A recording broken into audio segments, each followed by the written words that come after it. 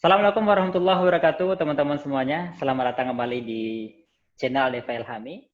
Nah, teman-teman, kali ini kita masih berbicara tentang sharing dengan narasumber-narasumber luar biasa. Jadi pada video-video sebelumnya, pada episode sebelumnya, mungkin teman-teman sudah nonton ya dengan teman-teman kita yang sedang lanjut studi di Australia.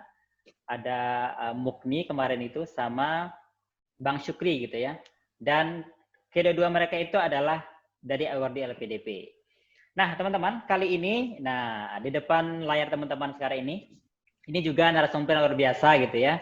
Sekarang ini kita akan membahas tentang beasiswanya, scholarship-nya. Nah, tidak lama-lama ya, kita perkenalan dulu dengan sosok wajah ganteng yang di depan layar teman-teman ini. Ya, nama beliau itu Huma Solibiori ya. Huma Solibiori itu asli dari Kisaran, Sumatera Utara. Kemudian alumni S1-nya di Universitas Negeri Padang, Pendidikan Matematika. Nah, dan beliau ini baru lolos dari beasiswa LPDP yang terbaru.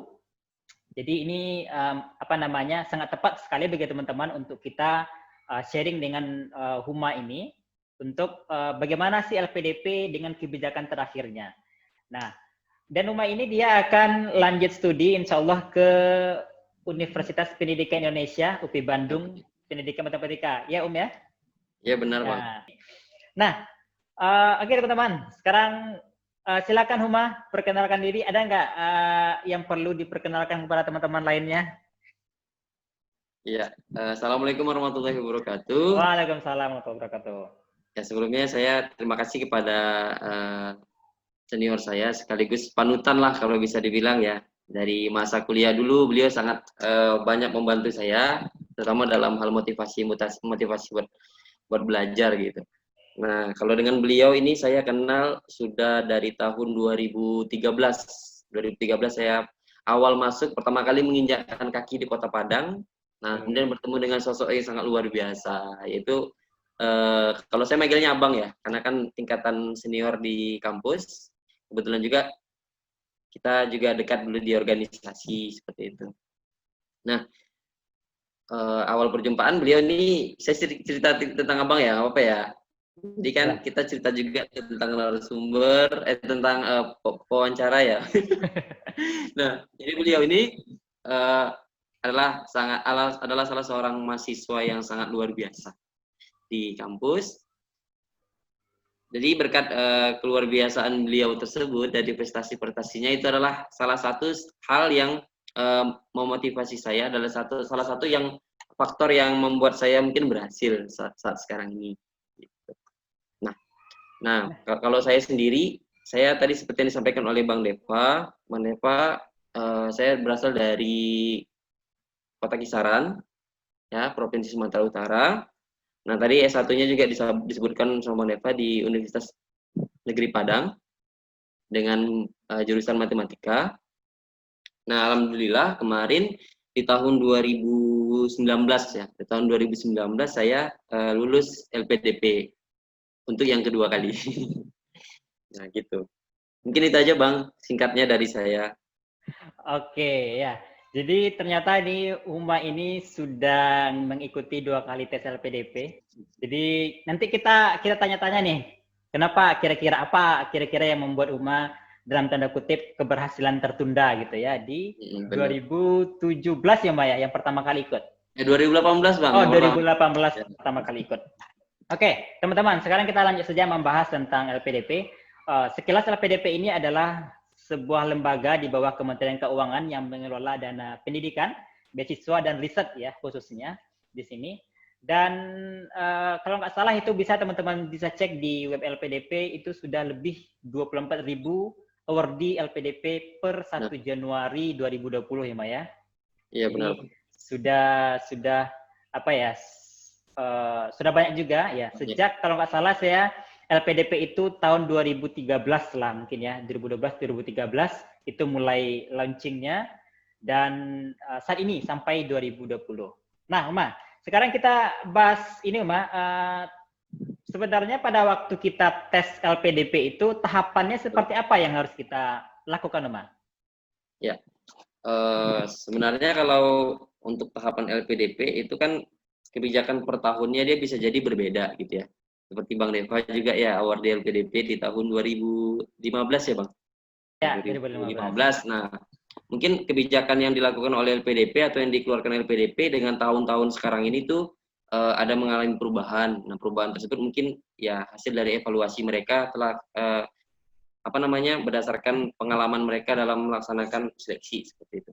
Nah, kalau informasi terbaru yang yang saya jalani kemarin, kalau LPDP itu sebenarnya ada 3 tahap. Nah, tahap pertama itu seperti tahap administrasi ya. Jadi kita mengumpulkan administrasi atau syarat berkas kita yang dipersyaratkan oleh LPDP, kemudian kita mengunggahnya ke sistem portal LPDP itu sendiri gitu. Nah, kemudian dari LPDP juga memberikan rentang waktu bagi mereka untuk mengevaluasi atau untuk menilai berkas-berkas kita, apakah kita layak untuk lanjut ke tahap berikutnya atau tidak, seperti itu Bang.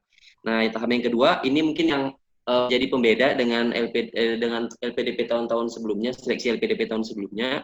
Nah, tahap kedua ini ada namanya SBK. SBK itu singkatan dari seleksi berbasis komputer. Nah, tapi yang diujikan di sini bukan komputernya, tapi tesnya itu mengenai tes potensi akademik, kemudian ditambahkan juga nanti ada menulis esai. Jadi esai on the spot kalau bahasanya gitu di PDP. Jadi kita akan mengerjakan soal TPA. Itu dalam soal TPA itu terdiri dari soal seperti kuantitatif, kemudian soal penalaran, soal verbal gitu ya. Jadi ada soal bahasa Indonesia juga gitu. Nah, kalau di akhirnya nanti ada waktu tambahan itu buat mengerjakan esai on the spot. Jadi kita diberikan topik secara acak oleh sistem komputer. Kita diberikan topik. Tiba-tiba nanti kalau kita selesai dari mengerjakan TPA, topiknya itu baru akan muncul. Nah, topiknya muncul, kemudian kita disuruh menanggapi dari artikel ataupun teks yang ada mengenai topik tersebut seperti itu. Kita disuruh meminta tanggapan atau berpendapat kita. Betul. Nah, kemudian dan biasanya kalau waktu selang dari pengumuman tes, kemudian dan pengumuman kelulusannya, maksudnya kelulusan per tahapnya itu lumayan lama juga. Jadi sekitar 2 minggu sampai 1 bulan gitu dia bisa jadi. Jadi kita untuk LPDP ini mungkin kalau dari segi waktu ya, itu dari segi waktu kita memerlukan waktu yang cukup banyak. Nah, jadi memerlukan kesabaran yang sangat tinggi gitu dalam menunggu setiap apapun informasi yang dikeluarkan LPDP, khusus waktu-waktu pengumuman kelulusan gitu. Nah, kemudian di tahap setelah kita lulus di tahap SBK, jadi SBK ini dia sebenarnya ada 2, dibedakan. Kita masuk ke SBK dulu. Yang SBK tadi ada 2 untuk pengkategoriannya. Yang pertama untuk jalur afirmasi, yang kedua dengan jalur reguler. Jadi SBK ini dia memiliki passing grade tertentu gitu. Jadi untuk afirmasi passing grade-nya sekian, untuk yang reguler passing grade-nya juga sekian. Nah, kalau berdasarkan analisis saya kemarin ya sama teman-teman yang ada di grup, Bang, jadi sepertinya kalau untuk afirmasi itu passing grade paling minimal bisa lulus itu 150. Nah, kalau untuk yang reguler kalau tidak salah itu 175 kalau tidak salah Bang gitu. Nanti bisa kita, tapi bisa jadi ini adalah kebijakan ini berubah-ubah gitu ya. Jadi itu kan hanya analisa kita saja karena dari LPDP sebenarnya tidak memberikan secara informasi tertulis bahwasanya passing grade ini segini gitu. Passing grade afirmasi segini, kemudian jalur yang reguler itu segini. Cuman berdasarkan data yang kita kumpulkan bahwasanya skor kita segini tuh masih lulus gitu. Ternyata di skor 150 pun ada yang lulus gitu. Kemudian untuk tahap berikutnya setelah kita dinyatakan lulus di tahap SBK, kemudian kita akan masuk tahap yang paling penting menurut saya ini adalah tahap wawancara. Nah, perbedaan sebenarnya di sini terletak perbedaan juga. Jadi di wawancara pas mungkin masa Bang Aldeva ya, itu masih 1 kali ya Bang ya? Masih Ya. 1 kali. Jadi kalau di masa di tahun 2019 yang terbaru itu ya, itu ada 2 kali wawancara. Nah, wawancara yang pertama itu mengenai mengenai tentang rencana kuliah gitu, kemudian tentang motivasi diri gitu. Topiknya tentang itu. Nah, wawancara yang kedua itu tentang kewarganegaraan ataupun Pancasila mungkin ya bisa dibilang gitu. Karena kita akan berhadapan dengan 4 orang kalau di total gitu ya. Jadi di wawancara dibagi menjadi 2. Jadi wawancara 1, wawancara 2. Kalau wawancara 1 itu kita berbicara mengenai rencana studi kita, motivasi buat kuliah dan segala macamnya, itu dengan 3 orang. Jadi kita akan berhadapan dengan 3 orang dengan background yang berbeda-beda. Jadi background yang pertama bisa orang yang pertama dari 3 orang tadi itu dari LPDP-nya, jadi dari pihak beasiswanya. Yang kedua itu bisa dari dosen, yang ketiga dari psikolog gitu. Jadi ada 3 orang tadi yang berhadapan dengan yang kita hadapi secara langsung gitu. Nah, setelah itu, setelah kita selesai wawancara 1, kita akan masuk ke wawancara 2. Wawancara 2 itu mengenai kewarganegaraan. Itu dengan 1 orang saja. Nah, kemarin informasi pas saya PK, kebetulan saya dari PK 151 Indriya Sasmaka, jadi ada narasumber yang mengatakan bahwasanya sebenarnya untuk interviewernya itu pun mereka diseleksi gitu. Jadi memang yang menginterview kita itu adalah orang-orang pilihan dari LPDP tersendiri untuk memilih bibit-bibitnya gitu, ataupun kriteria-kriteria yang diinginkan oleh LPDP. Nah, untuk yang dari kelompok wawancara 2 itu untuk mewawancarai tentang kewarganegaraan. Nah, kebanyakan beliau itu berasal dari angkatan seperti Angkatan Tentara Nasional Indonesia gitu, TNI, pokoknya berdasarkan dari background-nya seperti itu, Bang. Kalau yang berdasarkan informasi ketika saya PK dulu. Nah, pertanyaan juga sangat beragam sekali. Itu sih, Bang, kalau pengalaman saya, tapi kalau ada yang mau ditanya nanti kita bicarakan ya, Bang, lebih lanjut. Oke. Nah, teman-teman, ini sebenarnya hal baru juga bagi saya ya. Karena pada waktu itu pada saat eranya eranya tahun 2015 yaitu itu belum ada istilahnya sistem berbasis komputer. Kemudian wawancaranya pun juga tidak 2 kali gitu ya. Jadi hal ini juga menjadi wawasan baru juga bagi teman-teman yang meskipun sudah alumni LPDP kemudian akan lanjut lagi, itu kan tidak ada lagi saat ini sistem yang sistem jalan tol antara meskipun alumni sehingga tidak mengikuti alur seleksi dari awal. Kan sebenarnya sudah dihapuskan ya sejak Juni 2018 kalau nggak salah. Jadi walaupun alumni LPDP tetap akan mengikuti tes seperti awal. Nah, yang menariknya di sini, kalau pertama tes administrasi itu mungkin hampir sama ya dengan sebelumnya, Umaya. Iya, benar. Jadi yang jelas kita mempersiapkan persyaratan akademisnya. Teman-teman bisa cek di LPDP. Dan kemudian yang penting itu yang disiapkan itu TOEFL ya, Mbak ya. Iya, benar sekali. Iya, 500 untuk yang reguler, 400 yang untuk afirmasi, ya. Afirmasi termasuk di sana yang alumni bidik misi, Mbak ya. Iya, benar. Alumni bidik misi, kemudian keluarga prasejahtera, kemudian daerah 3T, Mbak ya. Kemudian yang prestasi olahraga, prestasi bidang agama dan sosial humaniora. Mungkin ini bisa dicek di web LPDP-nya, Mbak ya. Iya, benar, Bang. Jadi sana mungkin lebih detail syarat-syaratnya yang rasanya tidak begitu sulit untuk dipahami, hanya saja kita menyiapkan bahannya. Tapi yang menarik ini yang di tes keduanya dan di tes wawancaranya. Ini istilahnya yang betul-betul pengalaman dari yang pernah mengikuti. Nah, di SBK ini sosial berbasis komputer. Nah, yang di SPK ini waktunya berapa dikasih, Kemudian apakah kita itu diberikan kebebasan jadwal tertentu atau tergantung kita mengisi, dikasih rentangnya pengisian atau bagaimana sih di SBK itu pada waktu kemarin mengikuti?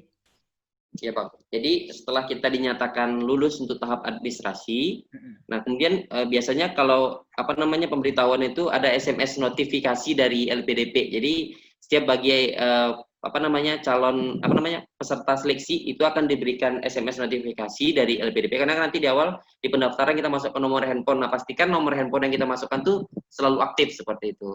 Kalau bisa jangan diganti-ganti dulu sampai seleksi selesai. Kalau mau diganti mah terserah ya, karena di situ. Nah, jadi SMS tersebut biasanya seperti ini, Bang, bunyinya. Dear LPDP gitu. Jadi biasanya mereka gitu kan. Kemudian peserta LPDP bahwasanya LPDP telah menginformasikan tentang kelulusan tahap 1 gitu. Nah, jadi kita akan cek tahap 1 kan tentang administrasi. Nah, di beberapa minggu kemudian gitu kan, sebelum menjelang kita tes, itu akan masuk lagi informasi gitu ya dari SMS. Pertamanya dari SMS, bahwasanya nanti kita diminta untuk mengecek di portal kita masing-masing, portal LPDP-nya, kapan jadwal kita untuk SBK. Jadi jadwal kita itu ditentukan oleh LPDP, Bang. Nah, namun di awal kita akan memilih tentang lokasi ujian. Jadi nanti di awal pendaftaran kita akan memilih lokasi ujian SBK itu kita di mana gitu. Terserah kita gitu. Nah, jadi kalau kita misalkan domisilinya di kayak seperti saya kan di Kisaran gitu kan. Saya lebih dekat ke Kota Medan, makanya saya kemarin pilih untuk seleksinya di Kota Medan. Nah, biasanya di BKN sih. Jadi LPDP itu selalu bekerja sama dengan BKN, Badan Kepegawaian Nasional gitu. Jadi mereka akan melakukan seleksi di kantornya ataupun di pusat seleksi BKN seperti itu. Oh gitu. Jadi Soalnya berapa, Mas? Gimana, Bang? Soalnya berapa, Mas, dikasih? Waktunya pun berapa? Kalau tidak salah kemarin ada 60 soal, Bang. Nah, 60 soal itu dibagi-bagi. Jadi kalau kalau skor maksimalnya berarti 60. Untuk satu soal itu kalau kita menjawab benar poinnya 5. Jadi kalau kita full kemarin skornya 300 kalau menjawab benar semua gitu, 60 gitu. Jadi dibagi-bagi jadi 60 soal tadi, 15 tentang misalkan kuantitatif, kemudian 15 tentang pemahaman bacaan dan verbal gitu ya. Kemudian ada tentang lagi dia beragam sih, Bang. Jadi seperti soal, kalau tingkatan soalnya bisa dikatakan sama seperti seleksi kepegawaian mungkin ya, Bang ya, gitu ya. Ataupun dia sedikit bawah Otobapenas, tapi tergantung orang sih sebenarnya ya, tingkat kesulitan itu gitu ya. Dan tergantung background-nya mungkin ya. Jadi kalau untuk soalnya ya sebagai gambaran besarnya, kalau saya kemarin belajar dari Otobapenas gitu. Jadi sangat memudahkan sekali gitu. Otobapenas kan tingkatan untuk, kalau menurut saya untuk tingkatan TPA yang sangat lebih tinggi dari yang lainnya seperti. Jadi kalau kita udah bisa memahami tentang Otobapenas itu, nah insya Allah kalau menurut saya untuk yang TPA di SBK LPDP itu akan terlalui begitu saja. Oke. Nah, kemudian soal apa namanya, setelah kita tes itu langsung keluar hasilnya atau menunggu atau gimana sih setelah ini? Nah, benar sekali, Bang. Jadi itu sebenarnya jadi hal yang sangat deg-degan sekali ya buat kita ya. Jadi seleksinya karena dia bekerja sama dengan BKN, jadi menggunakan portal ujian BKN juga. Nah, begitu kita selesai ujian, mengklik selesai, maka akan langsung keluar skor kita berapa gitu. Nah, jadi akan keluar langsung skor kita berapa. Nah, tapi tidak langsung dinyatakan kita lulus. Jadi kita hanya mengetahui skor kita aja. Nah, penentuan kelulusan tetap dari LPDP dan menunggu jadwal informasi tentang kelulusan tahap 2 seperti itu, Bang. Jadi kita akan biasanya kalau BKN setelah kita selesai ujian, maka dari BKN mempersilahkan kepada kita untuk menunggu sebentar. Nah, mereka akan mencetakkan hasilnya itu dan menginformasikannya di papan pengumuman. Biasanya seperti itu, Bang, gitu. Seperti seleksi CPNS gitu ya. CPNS. Jadi akan ada namanya informasi dari hasil ujian kita itu di layar gitu ya, di depan gitu. Jadi semua orang akan bisa melihat berapa skor kita. Gitu. Oke. Jadi teman-teman ya, jadi hampir mirip ya dengan tes CPNS. Jadi dalam hal ini LPDP sangat diacungi jempol untuk transparansi, Ma ya. Jadi untuk transparansi untuk bagi yang bisa dikatakan betul-betul layak kalau untuk mendapatkan beasiswa ini, apalagi seiring perjalanan waktu terus mengalami perubahan kebijakan dan terus mengalami keterbaharuan evaluasi lah gitu ya. Sehingga bagi yang sebelumnya yang belum ada tes SBK ini mungkin ya akan kalau ikut lagi LPDP, mana tahu yang ikut lagi S3 gitu mungkin ya. Jadi jadi usahanya pasti akan lebih keras lagi ya dibandingkan yang sebelumnya. Oke, Ma, itu untuk tes SBK ya. Tapi penasaran juga, Ma, untuk essay-nya itu, essay on the spot-nya itu dalam rentang waktu yang tadi, yang TPA tadi atau dibagi lagi setelah selesai TPA tadi atau di ini gimana, Ma? Kalau saya tidak salah kemarin, Bang, untuk yang SBK yang TPA itu tidak sampai 2 jam kayaknya, sekitar 90 menit aja. Jadi 90 menit waktu kita selesai. Gitu waktu kita diberikan oleh panitia gitu ya dari sistem ujiannya. Nah, dalam waktu tersebut kita harus menyelesaikan. Nah, ketika kita klik selesai, nah di situ akan muncul lagi tentang essay on the spot. Jadi kita akan dikasih waktu 30 menit. Jadi waktunya 30 menit untuk memahami teks bacaan, kemudian disuruh juga untuk memberikan tanggapan. Jadi kita akan ngetik langsung di situ tentang tanggapan kita seperti itu, Bang. Dalam waktu 30 menit. Jadi misalkan kemarin tuh kalau nggak saya mendapatkan tema tentang pertanian.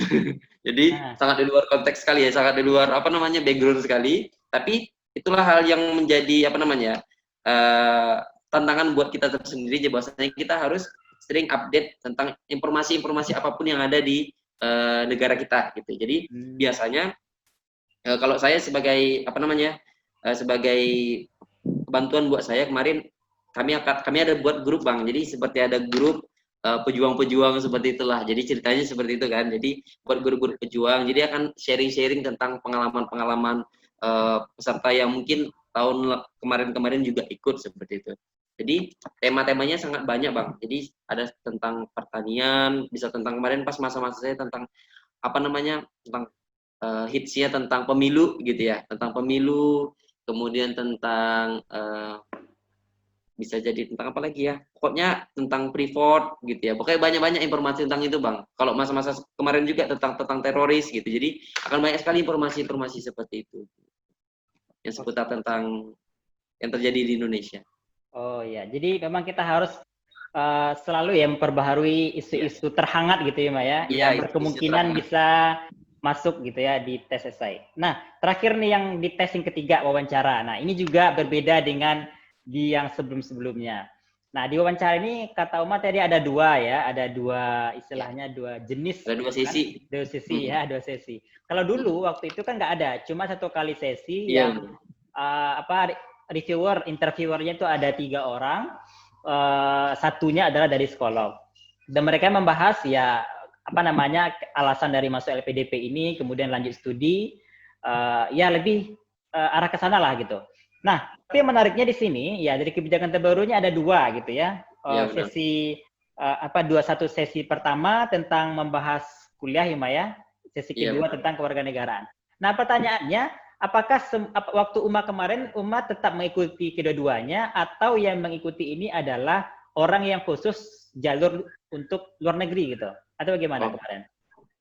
Nah, kan seperti yang dibilang di awal, kan saya pernah mengikuti seleksi ini 2 kali gitu ya Bang. Jadi tahun 2018 itu untuk pertama kali saya mengikuti tes seleksi, itu saya kemarin alhamdulillah sampai tahap ketiga juga gitu. Jadi gagalnya itu di tahap ketiga. Jadi tahap ketiga adalah tahap yang sangat menentukan sekali gitu ya.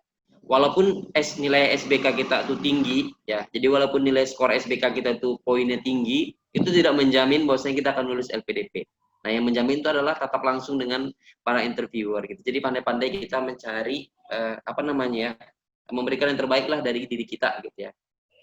Kemudian di seleksi pertama saya di LPDP tahun 2018 itu belum ada 2 sesi seperti itu Bang. Jadi masih seperti Abang gitu ya. Jadi masih berhadapan dengan 3 orang langsung dengan tapi komposisinya tetap. Jadi ada dari LPDP-nya, kemudian dari apa namanya? Dari akademik ya, akademik kemudian dari psikolog ya. Ya, Jadi akademik itu kebanyakan dari dosen sih Bang. Jadi dosen-dosen yang ada di Indonesia ini kemudian mereka seleksi seperti itu. Kemudian di seleksi saya yang kedua di tahun 2019, nah seleksinya berubah menjadi apa namanya untuk wawancaranya diadakan menjadi 2 sesi. Jadi tapi keterurutannya kita wawancara kan wawancara satu tadi tentang rencana studi, kemudian tentang motivasi dan segala macam gitu ya. Kalau wawancara kedua tentang kewarganegaraan, tapi urutan itu bisa jadi kita diwawancara dua dulu gitu. Jadi jadwal itu memang pure dari LPDP yang menentukan gitu. Kita tidak bisa pilih bahwasanya kita wawancara yang pertama dulu atau wawancara kedua.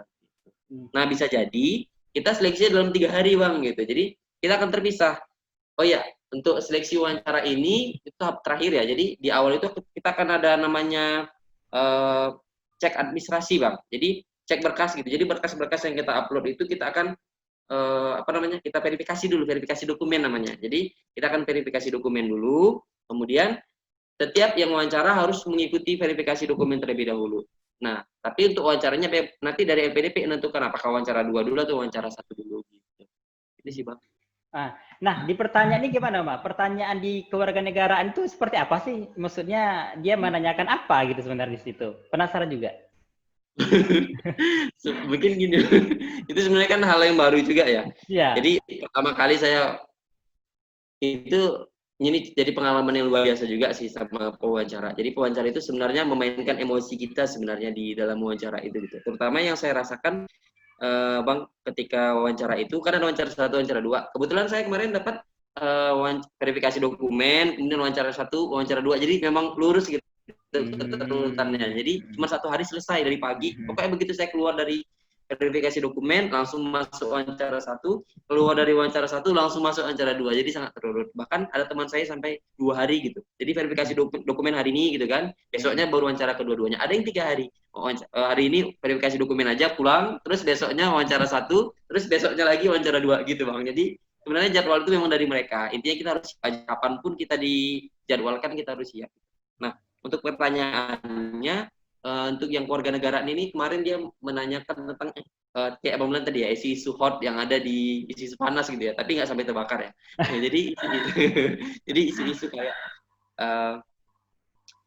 mereka tuh ingin melihat, kalau menurut saya Bang ya, jadi mereka itu ingin melihat sebenarnya kita itu sebagai warga negara, tanggapan kita tentang konflik ini bagaimana, tentang kebanyakan mereka itu tentang konflik gitu, tentang pendirian kita gitu ya. Kalau untuk yang Muslim mungkin ditanyai tentang imannya gitu ya, keimanan gitu ya. Kemudian tentang bermasyarakatnya seperti apa gitu. Mungkin dari pertanyaan dari contohnya seperti gini Bang, tentang kasus itu yang ya, bisa sebut aja gitu ya Bang, salah satu seperti yang apa namanya, yang kerusuhan di Papua kemarin ya Bang ya, di Papua itu bagaimana tanggapan mereka itu sampai, jadi intinya mereka itu sebenarnya peka nggak terhadap informasi-informasi itu gitu. Kemudian informasi tentang perbedaan pendapat gitu ya. Saya juga lumayan banyak juga ditanya tentang itu. Kemudian tentang Pancasila, kita paham nggak Pancasila gitu. Kira-kira Pancasila ini itu apa gitu. Mereka akan tanyakan seperti itu. Kemudian tentang apa namanya, teroris yang bertaubat itu apakah kita terima di Indonesia atau tidak. Seperti kira-kira seperti itulah Bang. Pokoknya tentang menjaga keutuhan negara Republik Indonesia. Kemudian tentang referendum. Nah, referendum gitu. Jadi Papua yang pas masa hangat-hangatnya kemarin ya Bang ya, ingin melepaskan diri dari Indonesia. Nah, apakah Anda setuju atau tidak? Pokoknya pertanyaannya itu ini kan pure pengalaman pribadi saya. Bisa jadi nanti pas teman-teman yang menjalaninya bisa jadi dengan pertanyaan berbeda juga. Intinya topiknya tentang kewarganegaraan yang ada di Republik Indonesia ini, gitu, tanggapan gitu. Jadi kita harus dia ingin melihat apakah kita peduli dengan informasi yang ada ataupun apa yang terjadi di negara kita ini, gitu. Oke. Paham lah. Jadi jelas ternyata untuk sesi yang apa namanya kewarganegaraan ya jelas itu menguji nasionalisme kita, patriotisme gitu ya. Kemudian tentang Pancasila, Undang-Undang Dasar, keberagaman dan itu ya antar kita secara berwarga negara gitu ya Maya. Oh iya, ada satu lagi nih. Untuk yang wawancara ternyata dia ada passing grade-nya juga. Oh gitu. Iya, jadi untuk wawancara dia sebenarnya ada passing grade-nya juga. Jadi setelah kita selesai wawancara dan kita dinyatakan, jadi setiap peserta seleksi baik yang lulus ataupun yang tidak lulus itu boleh menanyakan berapa skor kita dan alasan kita tidak lulus gitu. Misalkan kalau kita tidak lulus. Nah, kalau kita lulus, kira-kira kenapa kita lulus seperti itu. Jadi untuk wawancara ini sebenarnya kita harus, inti poinnya itu kita harus direkomendasikan Bang. Walaupun skor kita itu tidak sampai passing grade, tapi kalau kita direkomendasikan kuat oleh interviewer, kita akan lulus gitu. Karena saya ada teman ketika saya selesai, saya PB kemarin Bang di UNY, jadi kan temu sama awardee itu. Jadi sharing-sharing berapa skornya, pengalamannya segala macam gitu kan. Nah, kalau untuk afirmasi kemarin skor yang saya cek, karena kan saya minta nilai juga. Skornya itu minimal 600. Nah, jadi kemarin saya informasinya bahwasanya di email itu Anda skor Anda sekian. Nah, skor untuk afirmasi passing grade-nya 600. Kemudian Anda direkomendasikan oleh pewawancara. Nah, seperti itu bunyi emailnya Bang, email balasannya. Nah, adapun teman saya gini Bang. Jadi dia skornya sebenarnya tidak sampai 500, tidak sampai 600, tapi dia lulus. Nah, karena dia direkomendasikan oleh pewawancara gitu. Jadi yang paling penting memang rekomendasi dari pewawancaranya itu Bang. Oke. Nah, jadi gitu ya teman-teman ya, yang akan mencoba mendaftar PDP. Meskipun tahun ini belum jelas ya Maya, karena dengan kondisi yang pandemi ini, jadi mayoritas seluruh kebijakan di seluruh kementerian, termasuk dalam PDP juga akan bisa dikatakan menunda, kemudian mencarikan solusi untuk pembukaan ya tes LPDP Dan mana tahu juga tetap dilaksanakan di 2000 di tahun ini dengan protokol COVID-nya, nggak tahu kita ya. Tapi yang jelas dari penjelasan Umat tadi itu adalah kebijakan dan prosedur pendaftaran LPDP yang lebih update gitu. Jadi teman-teman bisa istilahnya belajar dari yang terbaru yang kemarin berarti tahun 2018 ya, Ma ya. 2019. 2019, sorry. Tahun 2019 yang apa namanya? Tesnya itu sudah berbeda dengan dari kan evaluasi setiap tahun ya, Ma ya. Evaluasi setiap tahun dan kita juga nggak akan tahu seperti apa juga di tahun depan. Tapi yang jelas itu yang akan lebih dinamis adalah konteks dari isu-isu, Ma ya. Itu isunya mungkin lebih dinamis. Tapi dari segi prosedurnya mungkin relatif akan lebih sama dengan apalagi saat ini dengan COVID-19 dan menerapkan dari virtual, mana tahu tetap SBK itu mana tahu online gitu kan, kita nggak tahu. Tapi yang jelas step by stepnya seperti itu. Nah, terakhir Uma dari sesi ini menarik tadi Uma kan mengikuti 2 kali gitu ya. 2 kali tes 2018 dan keberhasilan tertunda dan ternyata itu bukan akhir segalanya ya, dan Uma tes lagi tahun 2019 dan alhamdulillah.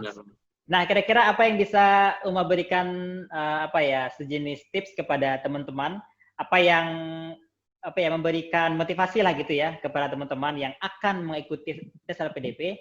Kemudian apa yang bisa Uma share kepada teman-teman bisa dikatakan perbaikan diri sendirilah gitu ketika akan mengikuti tes yang untuk kedua kalinya.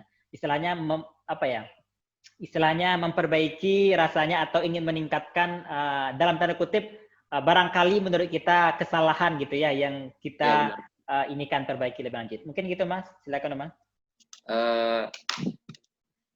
Untuk pertama kali, jadi kemarin saya kan lulus di tahun 2017. Di September 2017 saya menyelesaikan S1. Nah, keinginan hati sebenarnya ingin daftar di tahun 2017, tapi karena di tahun 2017 itu sudah lewat, karena kan saya wisudanya di tahun 2000, di bulan 9 ya, di bulan 9 2017. Jadi mau tidak mau kita harus menunggu ya Bang ya, jadi tahun 2018. Jadi saya mempersiapkan diri, jadi benar bilang Bang Eva ya, jadi untuk LPDP ini teman-teman bagi yang mau daftar, yang paling pertama harus tekadnya dulu, niatnya gitu ya. Jadi niatnya itu memang benar-benar ingin mendaftar buat kuliah lanjut gitu. Nah, kalau saya memang sangat ingin sekali, apalagi melihat sebenarnya dari Bang Deva gitu kan, Bang Deva lulus segala macam dengan beasiswa gitu kan. Jadi saya ingin mencoba keberuntungan saya seperti itu kan Bang. Jadi tahun 2018 itu di sekitar bulan 5 itu buka pendaftaran gitu ya. Namun saya dari lulus, saya kan lulus di Padang gitu kan. Jadi saya belajar tentang bahasa Inggris, TOEFL. Jadi sebenarnya untuk LPDP ini tahap awalnya itu juga sudah menseleksi kita gitu ya. Jadi mereka akan minta TOEFL kita tuh sekian. Tadi seperti yang dibilang Mereva ya, untuk afirmasi itu TOEFL diminta itu 400. Nah, minimalnya kalau untuk yang reguler itu yang 500, kemudian untuk yang luar negeri itu 550 seperti itu, Bang. Nah, kemudian perjalanan saya dalam mencapai skor TOEFL gitu, karena terus terang untuk saya sendiri untuk bahasa Inggris itu sangat sangat lemah sekali gitu ya Bang dulu ya gitu. Nah, tapi mau tidak mau saya harus melewati semua itu karena saya memang harus karena saya memerlukan syarat TOEFL segitu agar saya bisa apply beasiswa dengan berkas yang dimintanya gitu. Kemudian 2018 saya coba beasiswa, jadi berkas yang dimintanya itu sangat complicated kok bisa dibilang gitu ya Bang. Jadi sangat memerlukan sangat kesabaran yang luar biasa gitu. Jadi kita diminta yang pertama, yang paling besar mungkin yang yang sangat sulit mungkin TOEFL itu ya gitu ya di awal ya. Tapi bagi teman-teman yang bahasa Inggrisnya sudah cas-cis dari sekarang itu sangat gampang ya gitu.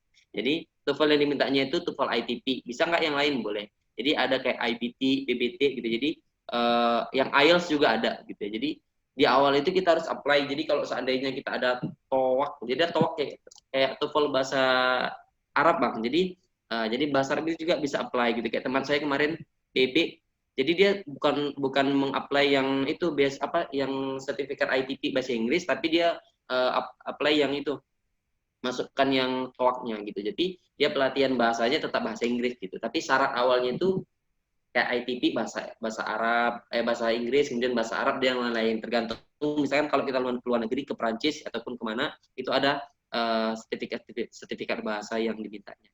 Nah, informasi ini bisa teman-teman lihat nanti lihat di di web LPDP gitu ya. Nah, itu akan banyak sekali tentang syarat-syaratnya, kemudian jadwalnya gitu. Jadi yang paling pertama tadi niat, yang kedua kita harus sering-sering update tentang informasi dari LPDP-nya sendiri gitu. Nah, yang ketiga setelah saya mendapatkan skor yang diminta oleh LPDP, nah jadi saya apply. Nah, saya ikutlah. Jadi habis seleksi saya apply, saya balik ke kampung gitu kan. Jadi saya pilih lokasi ujiannya Bang, karena pada tahun itu kan tahun pertama juga untuk yang SBK. Jadi saya pilih lokasi ujian di Medan gitu. Kemudian saya dinyatakan lulus tahap 1, senang gitu kan. Aduh, alhamdulillah lulus. Kemudian tahap kedua ke Medan gitu. Nah, itu sebenarnya jadi hal yang baru buat saya juga. Nah, karena itu pertama kali LPDP mengadakan ataupun melaksanakan SBK. Kalau dulu 2017 ada Bang katanya. Ada 2017 EBK, tapi dia tidak temu langsung, tapi dia online gitu ujiannya. Nah, LPDP ujian online, tapi yang untuk langsung itu di tahun 2018 kerjasama dengan BKN seperti itu. Nah, jadi saya yang pertama kali yang ujian langsung ke ke BKN gitu ya. Nah, jadi dari LPDP. Nah, alhamdulillah di tahap kedua saya juga lulus gitu. Aduh, tinggal satu tahap lagi nih gitu kan di tahap kedua. Terus tahap ketiganya wawancara. Nah, teman-teman mungkin di sini kesalahan yang bisa jadi pelajaran juga buat saya sendiri gitu ya. Jadi intinya kita harus siap dulu diri kita gitu. Jadi kalau mau wawancara kita harus yakinkan diri kita dan kita harus siap gitu. Siapnya gini, bahan yang kita upload tadi, jadi kita harus kuasai benar-benar. Itu memang benar-benar ada lahir dari kita buat. Karena kan kita diminta esai ya. Jadi pas administrasi itu kan kita diminta esai segala macam, motivasi buat ini segala macam gitu ya. Jadi kita kuasai bahan. Kalau seandainya kita nanti wawancara tidak kuasai itu kan jadi bumerang sendiri buat kita gitu. Karena kan wawancara itu akan mengorek terus informasi tentang apa yang kita tulis, kemudian dan apa yang kita jawab ketika wawancara gitu. Jadi sebenarnya yang menentukan alur kalau menurut saya gitu. Jadi alur wawancara itu sebenarnya kita yang menentukan. Jadi apa kata-kata yang kita keluarkan itu akan terus dicari tahu oleh interviewer gitu. Nah, jadi bahan yang kita tulis sebagai berkas kita lah sebagai bahan mereka saja, tapi apa yang kita keluarkan jawaban kita akan terus dikorek seperti itu Bang kalau menurut saya. Nah, kesalahan saya di waktu itu kalau menurut saya itu saya kurang pede ya, karena memang itu pengalaman pertama sekali untuk mengikuti wawancara seperti itu gitu. Jadi itu kurang pede satu, terus tidak menguasai bahan itu bisa jadi katakan faktor utama, faktor besar. Yang ketiga motivasi untuk motivasi buat studi gitu ya. Kita harus benar-benar gitu loh. Kita mau studi itu tujuannya apa dan segala macam. Yang keempat, kita harus benar-benar bisa meyakinkan bahwasanya kita orang yang dicari oleh LPDP gitu. Nah, berdasarkan pengalaman tersebut, nah, kemudian saya keluar dari ruangan Bang. Jadi kayak dari wawancara nih kan, kita udah lihat itu sebenarnya kita lulus apa enggak itu sebenarnya kita bisa lihat gitu kan. Saya lihat, aduh sepertinya nggak dapat nih tahun ini gitu. Karena bisa dikatakan wawancara saya itu tergolong wawancara yang singkat ya gitu. Jadi wawancara singkat itu ada dua indikatornya. Pertama ada dua kemungkinan ya. Jadi sebenarnya wawancara itu udah benar-benar yakin sama kita, jadi dia mau cepat selesai aja. Atau yang kedua dia muak dengan kita wawancara gitu. Jadi bisa jadi seperti itu ya, makanya kalau singkat. Nah, yang normalnya itu kurang dari sejam, sekitar 50 menit atau 45 menit gitu ya. Kalau itu yang normalnya. Kemarin saya sepertinya nggak sampai 30 menit gitu, sekitar 20 menit ke atas aja gitu. Itu sih Bang. Terus melihat informasi kan diberitahu lah. Itu kalau setiap informasi yang ada di LPDP itu jantung langsung berdebar gitu Bang rasanya. Langsung berdebar gitu kan, nggak selera makan, nggak sampai gitu juga ya. Jadi jadi begitu ada informasi, notifikasi lulus, apa kelulusan, informasi kelulusan saya buka dari portalnya gitu.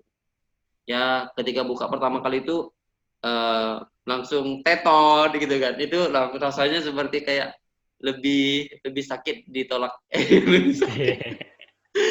rasanya, karena kita yang merasakan usaha kita gitu ya, kayak mulai dari TOEFL kita, kalau untuk LPDP sendiri itu tidak lumayan juga mengeluarkan biaya yang besar ya kan Bang ya, untuk TOEFL, untuk ngurus surat bebas narkoba segala macam itu kan lumayan mengeluarkan uang gitu ya. Nah, tapi sebenarnya disitulah pengorbanan kita gitu ya, karena toh yang akan kita dapatkan buat kita itu akan jauh lebih besar gitu ya. Nah, tapi melihat info kelulusan saya, maaf Anda tidak lulus, dulu namanya seleksi untuk wawancara ini namanya seleksi substansi gitu ya. Maaf Anda tidak lulus seleksi substansi gitu. Nah, ya kecewa ya pasti ya Bang ya, kecewa, sakit ya sakit gitu kan. Tapi gimana lagi? Kita tidak bisa apa namanya? Menghindar dari kenyataan ya. Iya, iya, Nah, iya. tapi itu sebenarnya jadi motivasi gitu kan. Kenapa sih bisa gagal? Nah, bagi saya gagal itu sebenarnya saya orang yang takut dia gagal ya. Sebenarnya saya orang yang takut gagal Bang. Tapi mau tidak mau kegagalan itu pasti suatu saat akan kita rasakan seperti itu. Nah, belajar dari situ, terus kira-kira saya evaluasi apa sih ya gitu kira-kira yang kurang dari saya. Oh, gini. Jadi sebenarnya yang evaluasi diri itu yang paling penting ya Bang ya. Jadi kita kan lihat dari kondisi kita pas wawancara, oh ternyata aku tuh nervousan orangnya. Kemudian, oh kemarin pas ditanya ini aku nggak bisa jawab gitu kan. Kemarin pas ditanya ini aku juga gugup jawabnya. Jadi sebenarnya kita tahu sendiri poin-poin kelemahan kita tuh di mana. Nah di tahun 2019, nah kemudian saya kerja dulu tuh Bang. Jadi setelah dinyatakan tidak lulus gitu kan, saya lanjut kehidupan saya kerja gitu kan ya. Seperti manusia biasa gitu. Kemudian di tahun 2018 saya daftar lagi Bang, daftar lagi, kemudian ya tapi terus terang dengan di tahun 2019 itu tidak, motivasinya jauh sebenarnya berkurang dibanding tahun 2018 gitu, karena di tahun 2018 itu 2018 pure ingin begitu lulus langsung kuliah gitu Bang, tapi di 2000 tapi tidak kesampaian gitu ya. Betul, Nah betul. di tahun 2019 karena sudah kerja gitu ya, jadi sebenarnya ikut tes ini ikut nggak ya gitu. Yang pertama rasa takut, jadi dihantui rasa takut kegagalan tadi tuh Bang gitu. Oh cantik takut nih gagal lagi gitu kan. Tapi kata orang gitu ya, kita kalau kita belum coba kita nggak akan tahu gitu ya. Tapi masalahnya saya udah coba dan saya gagal gitu. Tapi itu jadi tantangan tersendiri juga Bang. Jadi tahun 2019 daftar lagi gitu kan dengan sistem prosedur yang hampir sama, cuman penambahannya tadi wawancaranya aja diganti jadi 2 kali. Gitu. Nah, tapi berkas yang saya rasakan ya, berkas di 2018 sama 2019 itu jauh berkurang Bang. Jadi 2019 itu lebih ramping berkasnya gitu. Jadi kita tidak terlalu banyak buat esai. Dia akan padatkan aja kayak rencana studi kayak gitu. Terus 2019 tahap demi tahap saya ikuti lagi. Nah, untuk berkas kemarin Bang saya karena udah malas ngurus lagi ya, kayak surat rekomendasi dari dosen. Jadi saya pakai aja yang tahun-tahun kemarin Bang gitu. Nah, jadi pas verifikasi dokumen pas wawancara juga ditanya, ini berkas yang tahun kemarin ya? Katanya gitu. Kamu udah ikut 2 kali. Iya benar Mbak, saya bilang gitu kan.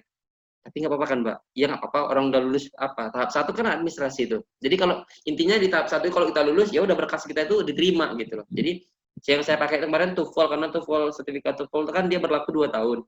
Jadi pas masa expire-nya itu, ini mungkin ini udah habis nih gitu kan. Jadi hampir sedikit lagi udah habis, saya pakai aja gitu kan. Nah, alhamdulillah masih masuk gitu. Terus surat rekomendasi dari dosen dan esai-esai gitu kan, itu saya pakai lagi. Cuma esai saya perbaharui dengan tadilah sebenarnya kesiapan diri tujuan kuliah itu apa gitu kan. Jadi saya tambahilah semua kata-kata itu gitu kan. Nah, kemudian alhamdulillah sekarang lulus gitu. Mungkin tahap demi tahapnya gitu ya, Bang. Itu sebenarnya yang berjasa salah satunya adalah Bang Deva. Ada Bang Deva sering saya teror juga ya ketika wawancara saya sering-sering sharing sama teman, ditanya pendapat. Jadi kita tidak bisa ujiannya sendiri gitu loh. Jadi kita harus ada komunitasnya, komunitas pejuang bisa dikatakan ya. Jadi kita akan cari teman-teman yang sesuai apa namanya, sesuai dengan kegiatan kita sekarang gitu, kayak kita mau apa nih, mau ujian TPA gitu kan. Jadi kita belajar bareng, mau wawancara, bahkan apa namanya, dari kita tuh gini Bang, simulasi pakai aplikasi gitu kan, simulasi wawancara nih, jadi wawancara yang sudah wawancara ataupun yang punya pengalaman gitu kan. Nah, sebagai tips juga buat teman-teman yang mau apa nanti ikut ke Mata Garuda ya, Mata Garuda ya. Jadi LPDP itu awardee-nya itu punya komunitas seperti itu, jadi ikut-ikuti aja gitu, itu sangat membantu kita buat ujian-ujian gitu. Oke, Uma. Jadi perjuangan Uma itu sangat luar biasa ya. Jadi ya, sejauh yang saya ketahui Uma itu memang orang yang memiliki tekad yang kuat ya. Jadi bisa teman-teman belajar dari perjuangan dari Uma Solibiori ini. Ya.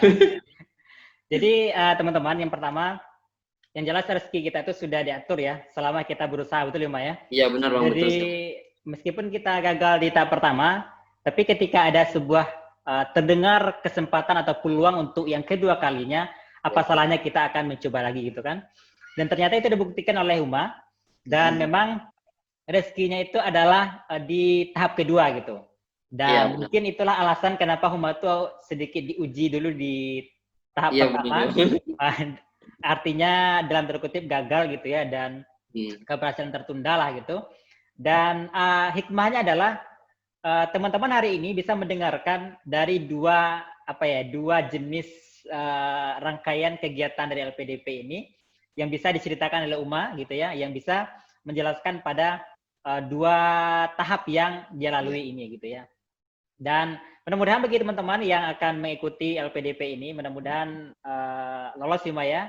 Dan ingat ketika seandainya itu belum rezekinya teman-teman dan ada terdengar peluang lagi dan masih bisa kesempatan untuk ikut, ya jangan bosan-bosan untuk tetap ikut Uma ya. Mana tahu di tes yang kedua lolosnya. Gitu kan LPDP nggak ada batasan Uma ya di yang kedua yang ketiga gimana? Kalau LPDP gini Bang, dari informasi sebenarnya kalau saya kan 2 kali gitu Bang. Jadi teman PB kemarin bahkan ada yang sampai 3 kali baru lulus gitu. Jadi sebenarnya kalau kita tuh jangan lihatnya ke jangan lihat ke atas terus ya Bang ya. Jadi kita harus lihat ke bawah juga ya kan, lihat ke bawah gitu.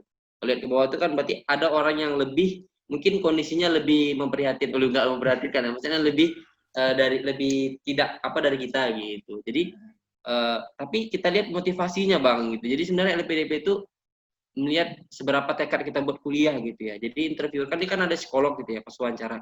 Jadi mereka akan lihat itu gitu. Ini kita ngomongnya ngelantur kah, ngomongnya jujur dari hati kah, itu akan lihat gitu. Jadi ya sering-sering modus gitu ya. akan ketahuan di situ gitu. gitu Bang. Nah, jadi pengalaman ada bahkan sampai 3 kali gitu.